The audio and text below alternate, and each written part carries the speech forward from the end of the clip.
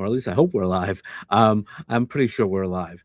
Uh, Good morning, Monday Runway, right? We're just going to talk a little bit about things that we do. And, I was thinking this past weekend uh, that I do a lot of executive coaching, and I wanted to kind of talk about that today. These calls are going to be just a little while, uh, get you some information. Okay, so what we want to do is we want to make sure we turn our pressure into purpose, right? We're all going to get pressure. We're all going to have life that hits us in so many different ways. And what happens when that happens? What do you do when you hit the pressure in your life?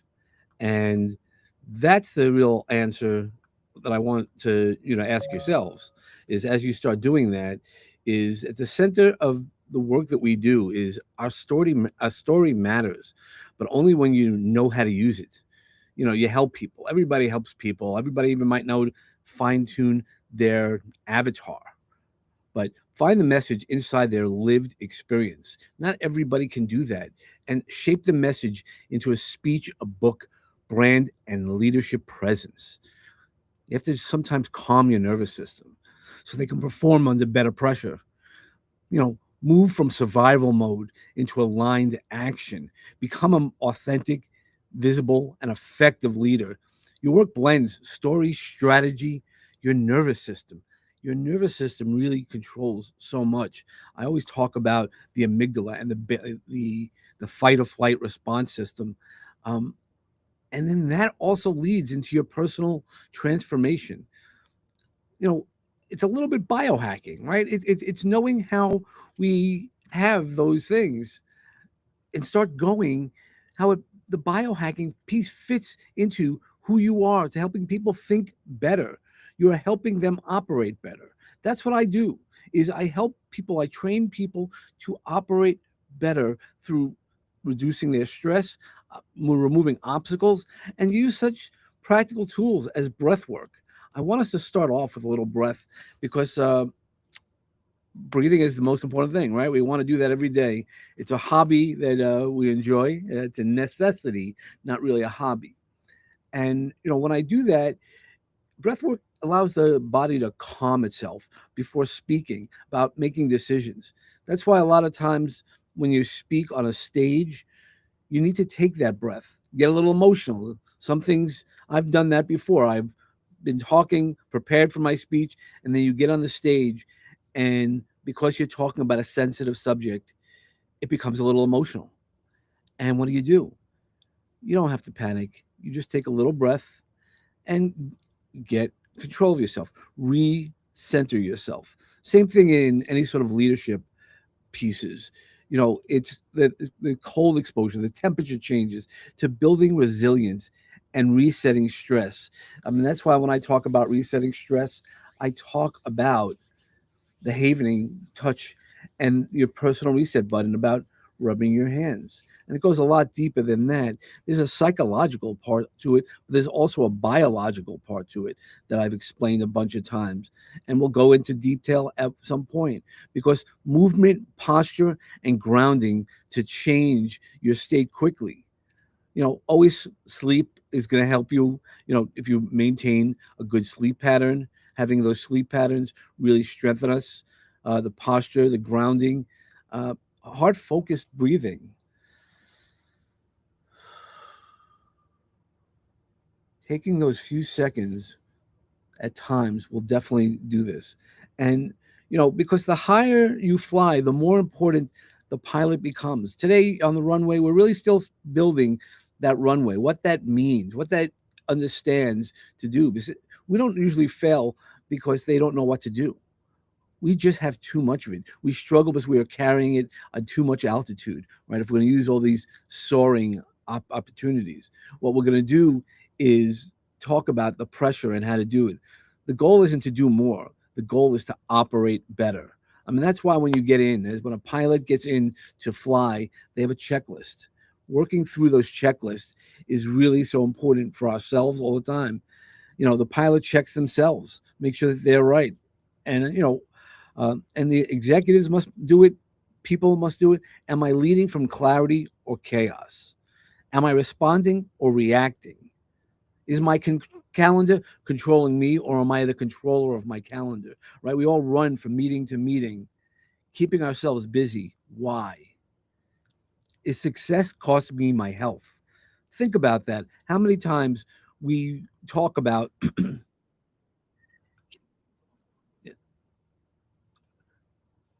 so many times we talk about it, and really, is our health costing me something?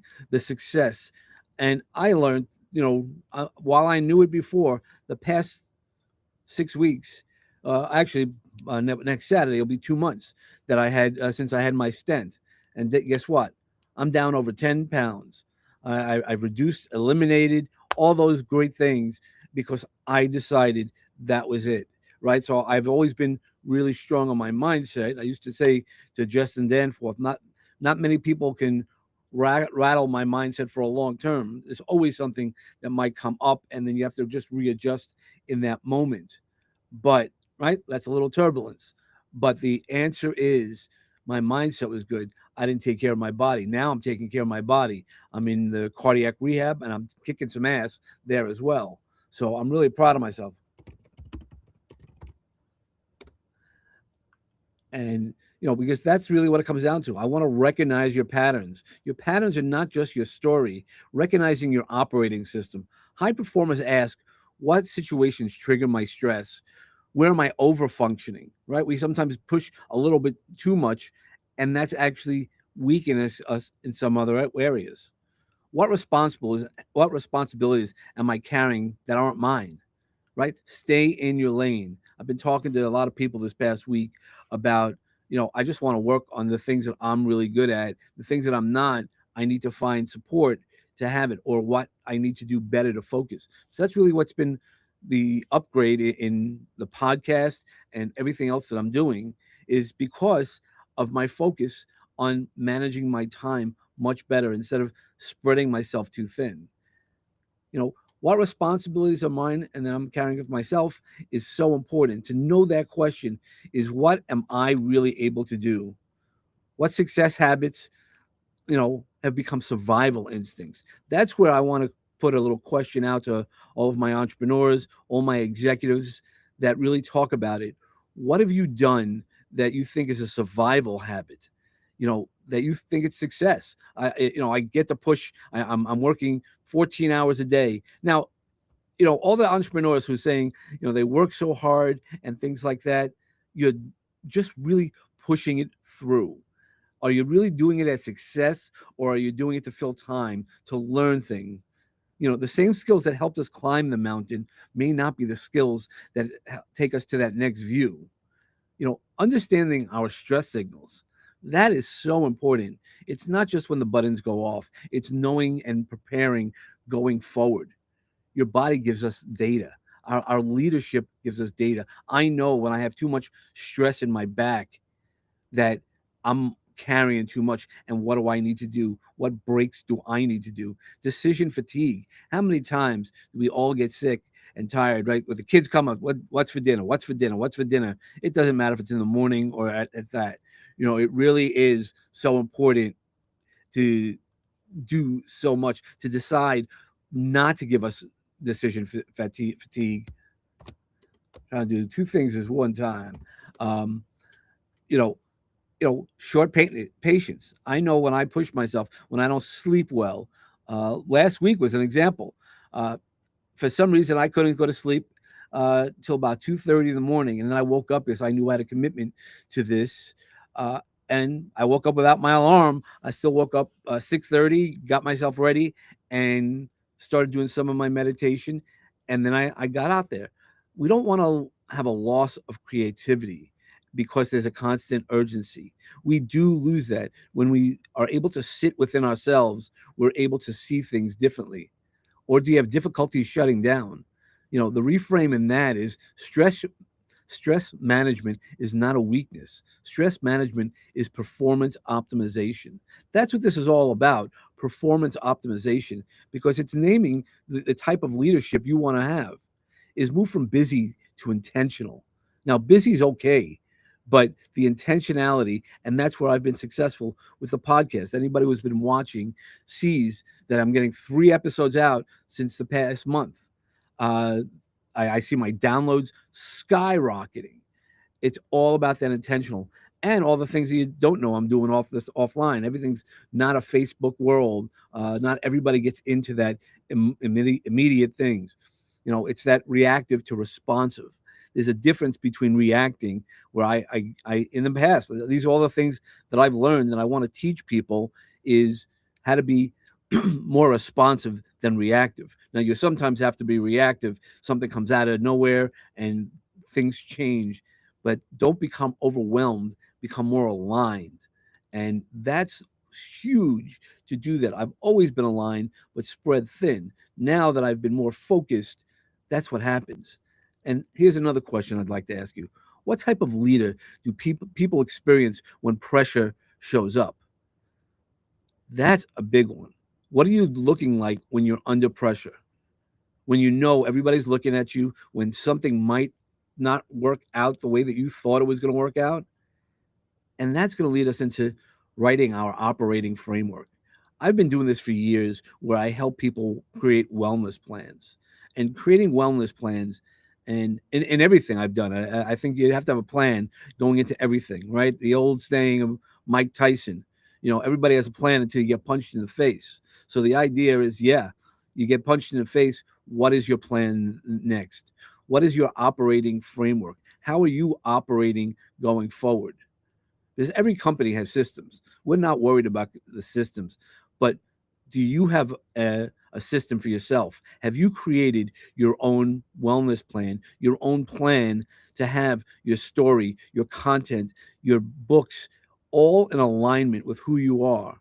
Because that's how you can create your personal leadership flight manual, by setting those morning routines. So when I get up, if I get up a little later, I still do my meditations, I still do my prayers, my intentions. And then what do? I start making some decision rules. What decisions do I need to make for that day? My communication standards. Now, sometimes my communication standards, it's really well in my head and it doesn't always play out, but I can explain why I made a decision. And one of my recovery practices, when you have recovery practices and energy boundaries, you know what is taking your energy, what things are, what you're doing. You cannot scale chaos. And that's what really starts taking that level, scaling everything being aligned. And I want you to, align your leadership identity.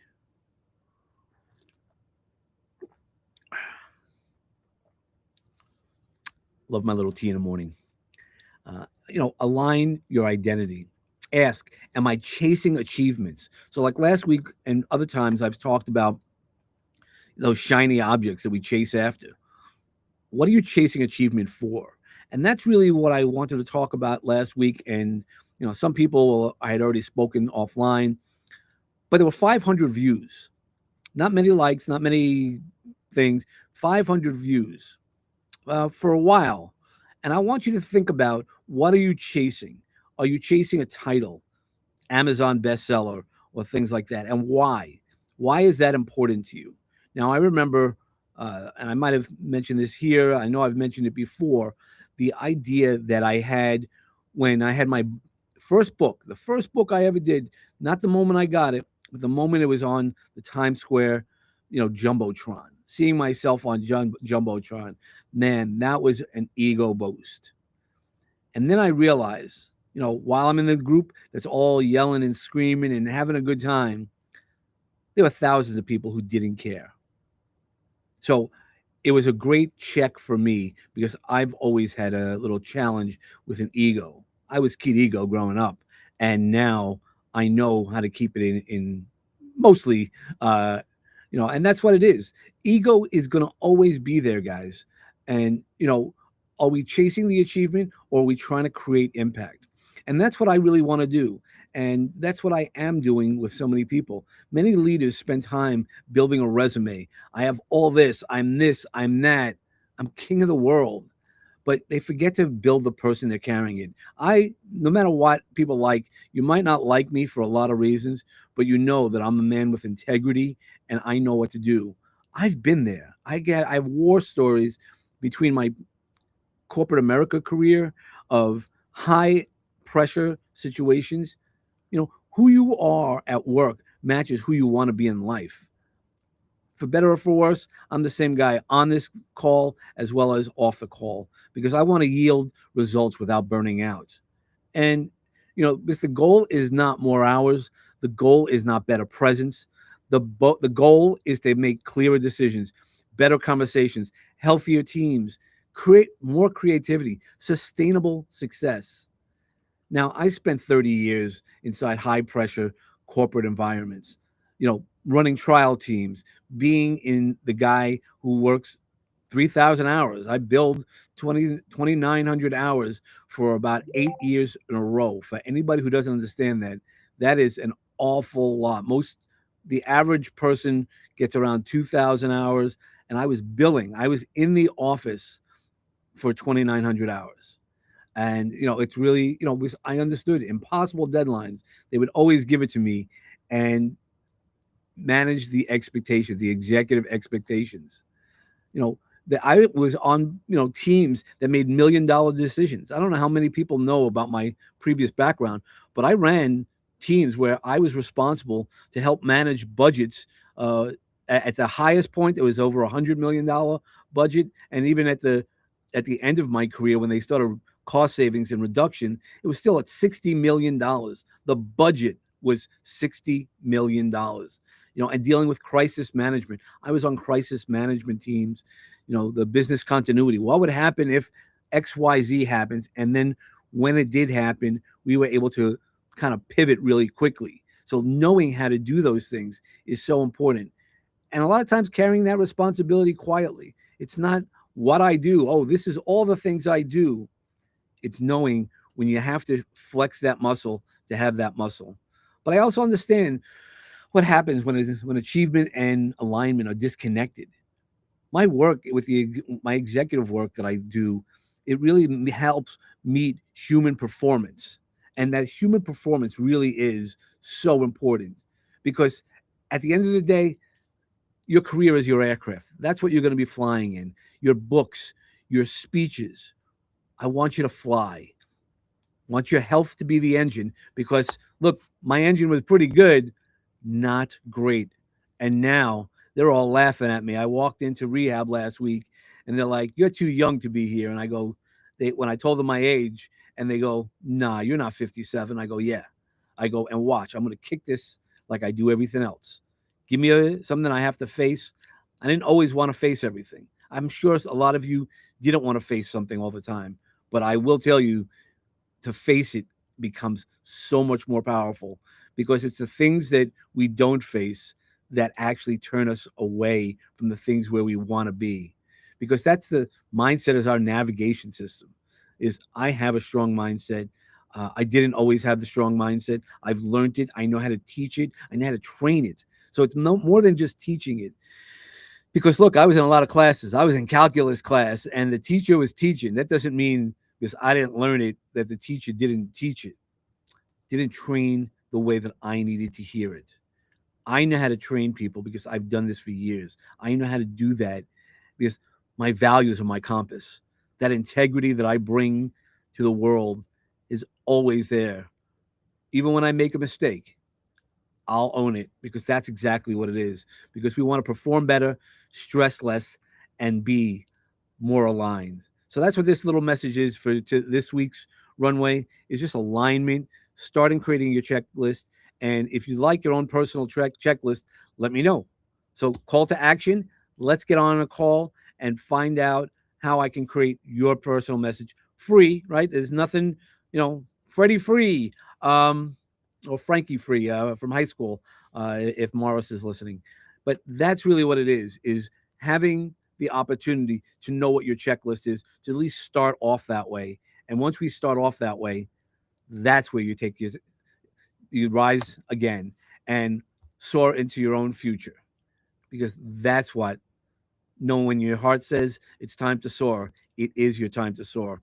Let me see how I can help out everybody out with your time to soar. Have a great Monday, and I'll speak to you soon.